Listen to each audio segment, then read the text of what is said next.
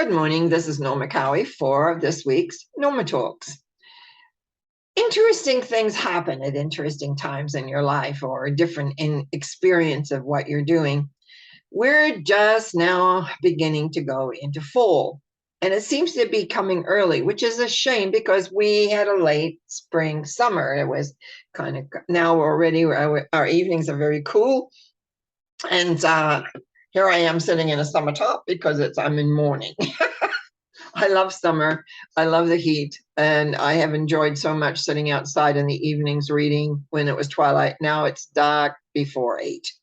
Nights come on and it's cool. And it is very cool. But I still enjoy my flowers and I still enjoy watering them, etc., that they need to do, which I will be doing a little bit later today. So when we go into transitions, when we leave one element and go into the other, very often, as we often do, and because we goal set for a series of times, or we don't goal set, we just see whatever comes up. It's like we work to create a balance in the areas of where we are and where we're heading and what we're doing.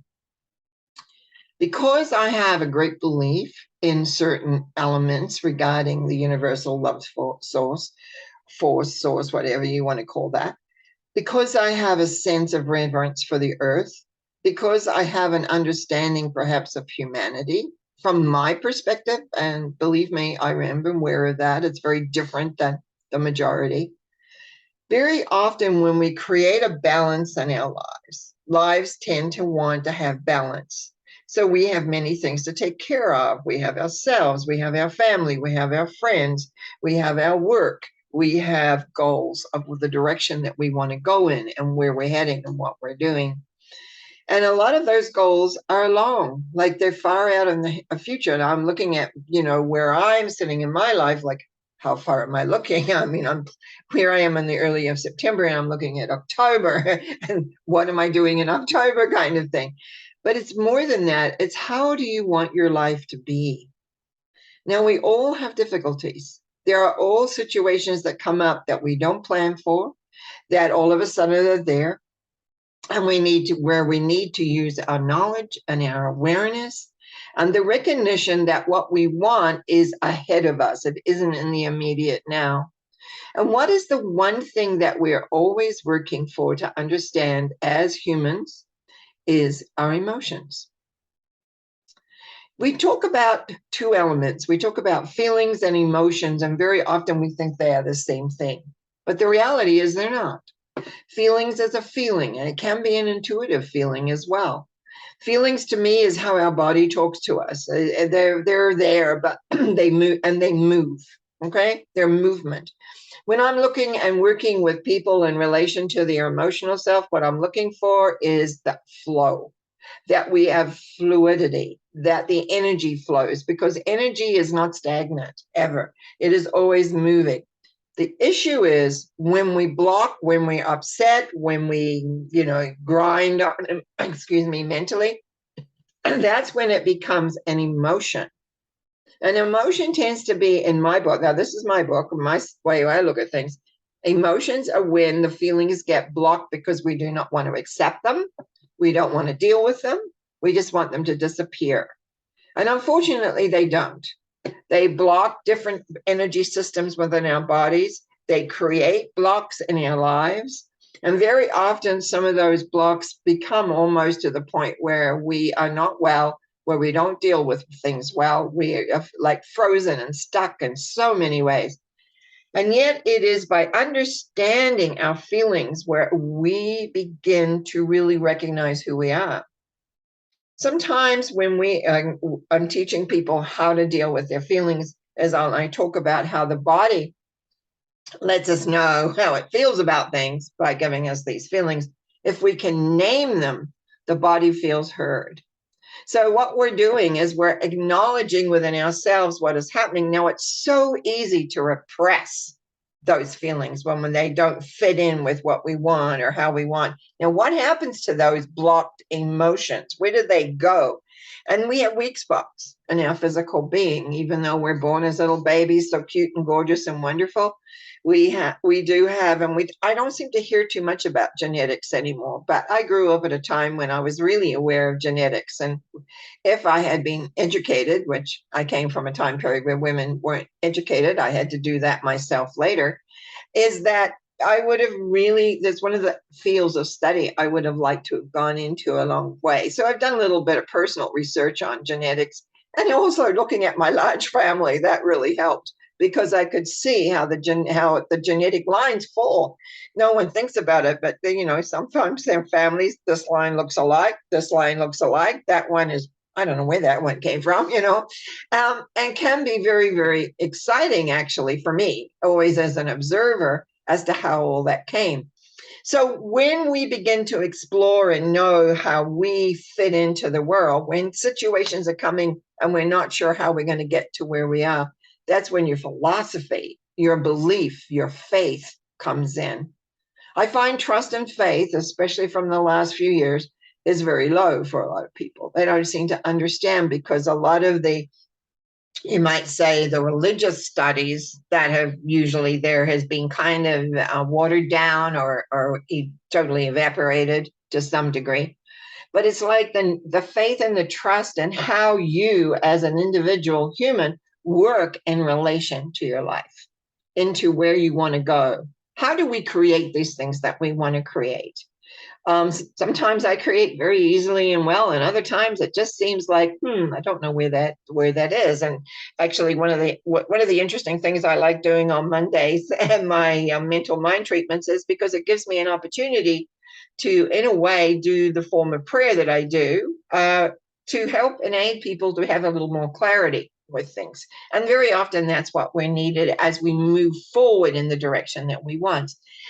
If we can stay clear in relation to what our feelings are telling us, and just by acknowledging them by name and accepting and letting them go, the body does relax. There's no doubt about that, as far as I'm concerned. Then we can proceed forward to our goals step by step by step by step. I found in my life when I was younger and, gung-ho about many things, I would rush in very strongly. And sometimes that would crash and burn. And I would go, what happened there? Everything seemed clear. I knew what I wanted. I was obeying what I thought was the rules of creation. But I began to realize that most things in life, even though, yes, we have tremendous things like volcanoes and earthquakes, because if you look at the earth, it's always there in the earth, how the earth is. Mostly, it's very slow. We're changing into different seasons. We change into different varieties of the season. We slow and its movement. And one of the things I find is that if you get a music and you're listening to the sounds of the music, very often the ones I always say it makes me feel like a snake, but it's like we can move to the rhythm.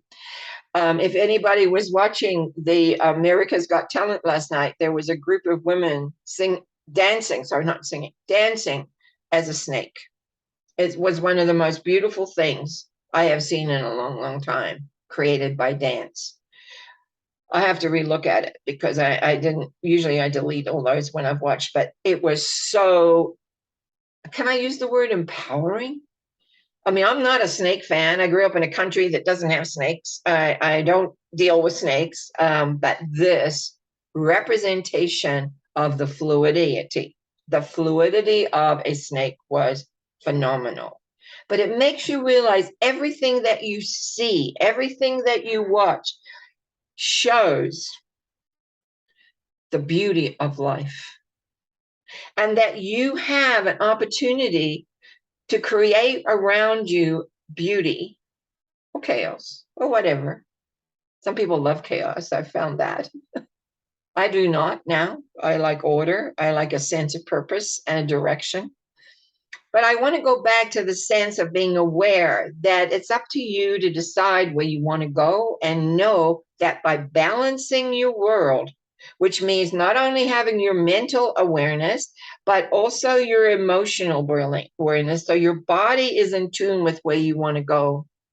How often, and I have to look back when I was younger, when I mind, determination, very determined woman I was, didn't always fit into what my body was saying. I wasn't listening to my body. Forget that. That would just, it's supposed to do what it's supposed to do. And unfortunately, it didn't. And so I had physical elements come in, ailments, I should say, came in. But I also learned from that we need balance. We need to have an understanding. We have our physicality, we have our minds, we have our emotions, and we have our philosophy. The philosophy, whether you how if it's very like a spiritual one, or if it's just a philosophy of no matter what, it'll work out. I grew up with somehow I grew up with that. No matter what, it will work out. And then you begin to be aware that of more things, because we live in a world, not as a little individual. We live in a big world. And again, I go back to the dance I saw with all the movement, is that we live in a world with a lot of influences.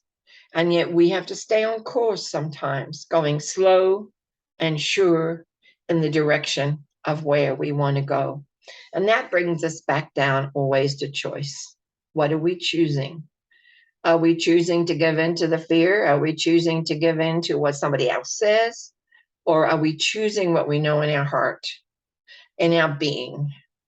Are we living the life that we wish to live? And that happens moment by moment. Are we doing what we choose? Are we being happy with what we've got? Or are we just accepting this is the way it is because somebody else says that's what you've got to do? We have a lot of choices awaiting for us in life in the direction of where we're heading. And yet it's exciting. It's exciting because we are preparing for the next step, the next level, the next awareness, the next situation that comes along. Are we in command of that? Are we in control of that? Are we aware of that?